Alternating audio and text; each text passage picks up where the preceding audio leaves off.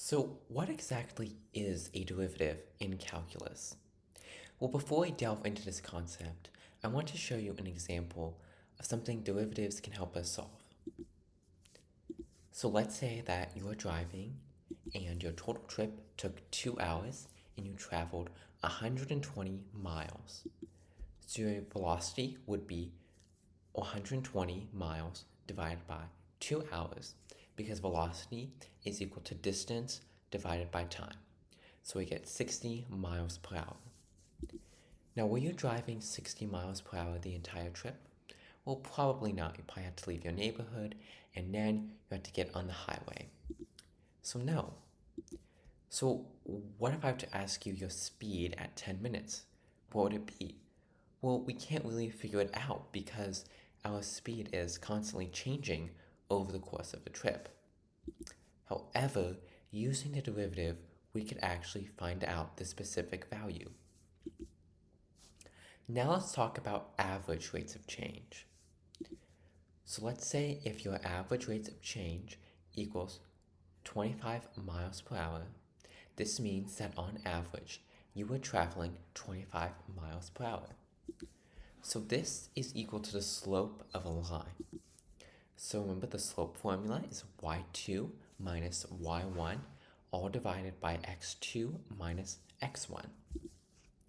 Now in calculus, we use f of b minus f of a, all divided by b minus a, where b and a are specific x values, and f of b and f of a are the function values evaluated at that specific x value.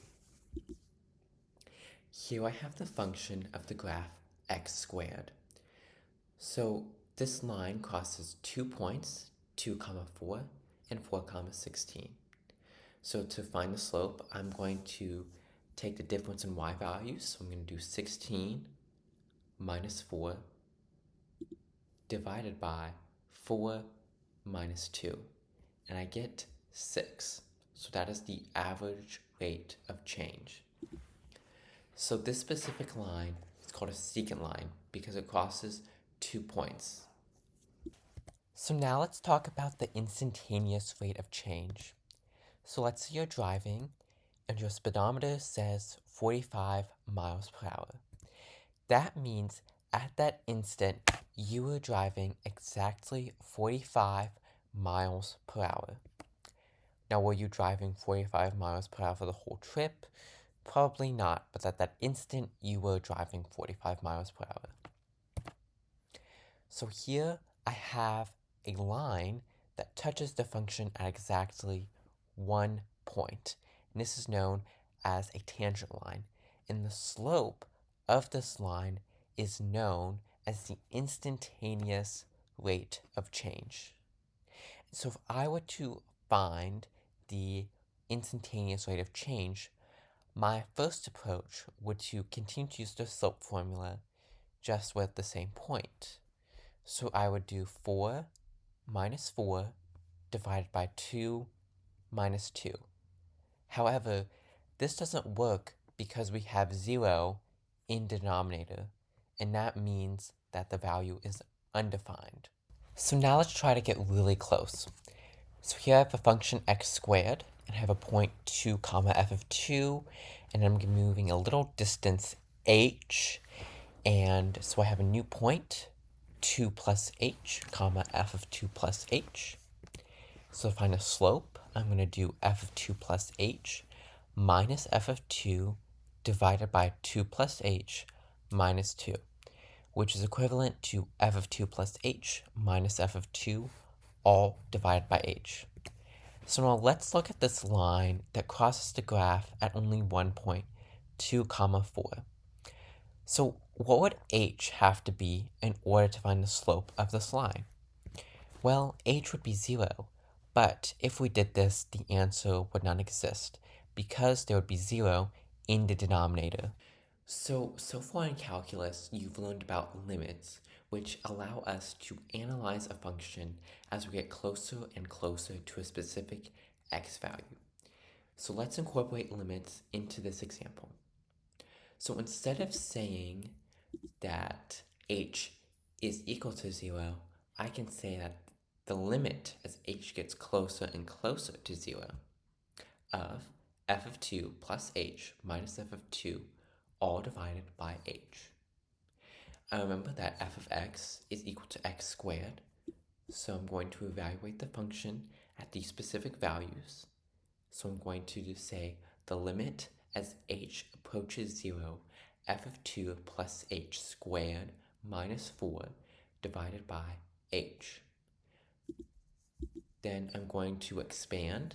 So 2 plus h times 2 plus h is equivalent to 2 plus h squared. So I'm going to do 2 times 2, which is 4, then 2 times h, which is 2h, then h times 2, which is 2h, then h times h, which is x squared, and then I minus 4. So minus 4 and positive 4 are going to cancel out, and 2 plus h plus 2 plus h is 4h. Left with h squared plus 4h all divided by h. So now I'm going to factor out h in the numerator, so I have h times h plus 4 all divided by h.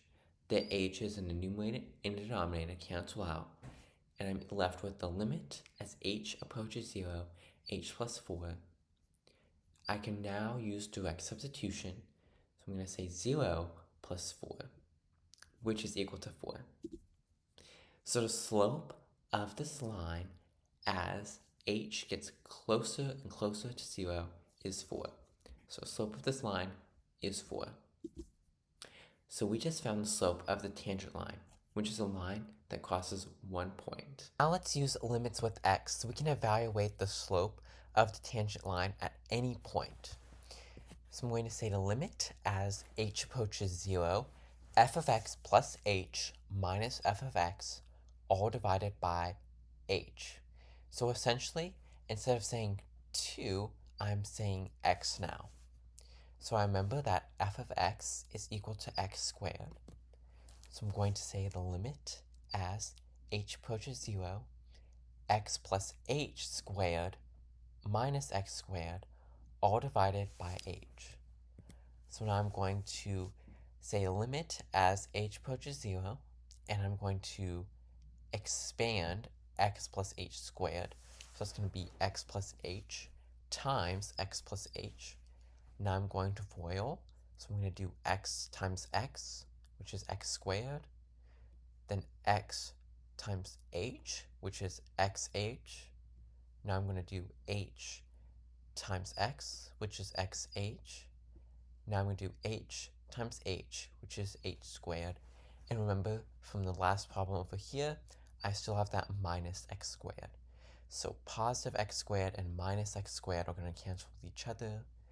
X plus h is 2x plus h. So now I have the limit as h approaches 0 of h squared plus 2xh. So now I'm going to factor out h. So I have h times h plus 2x divided by h. The h's cancel, and I'm left with the limit as h approaches 0, h plus 2x equals 0 plus 2x equals 2x. So the derivative of x squared is 2x. So we say f prime of x, the notation we use for the derivative, is equal to 2x. The last thing that I want to talk about is the limit definition. So f prime of x, which is the derivative, is equal to the limit as h approaches 0, f of x plus h minus f of x, all divided by h.